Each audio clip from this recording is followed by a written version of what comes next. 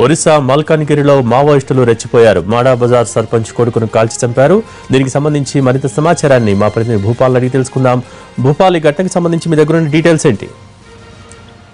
భోగి మల్కాన్గిరి, ఇటు ఒరిస్సా మల్కాన్గిరి, అదేవిధంగా ఛత్తీస్గఢ్ దంతవాడ ఏరియాలో ఈ రోజు ఉదయం నుంచి మావోయిస్టులు రెచ్చిపోతున్న పరిస్థితుంది. ఈ నేపథ్యంలో మావోయిస్టులకి పోలీసులకు మధ్య ఉదయం నుంచి పలు ప్రాంతాల్లో కాల్పులు జరుగుతున్నాయి.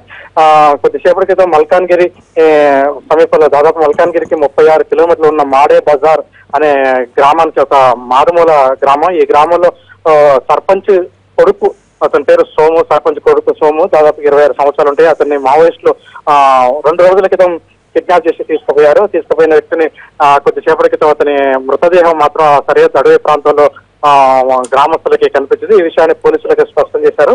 అయితే ఇది కొద్దిసేపటి క్రితం జరిగిన ఘటన నేపథ్యంలో ఈ రోజు ఉదయం కూడా మల్కాన్గిరి సమీపంలో దాదాపుగా పోలీసులకి మావోయిస్టులకి కాల్పులు జరిగిన ఘటనలో దాదాపు 4 గంటల కాల్పులు జరిగిన తర్వాత అక్కడ 5 మావోయిస్టులని పోలీసులు అదుపులోకి తీసుకోవడం జరిగింది. ఇది ఒరిస్సా ప్రాంతంలో జరిగింది. అయితే దీనికి సరిహద్దు ప్రాంతంలో ఉన్న దంతెవాడ, బీజాపూర్ ప్రాంతంలో కూడా ఈ రోజు ఉదయం మావోయిస్టులకి పోలీసులకి మధ్య కాల్పులు జరిగిన గంటల్లో దాదాపుగా ఒక 5 మావోయిస్టులు లొంగిపోయినట్లుగా పోలీసు వర్గాలు వెల్లడించాయి. భోగి.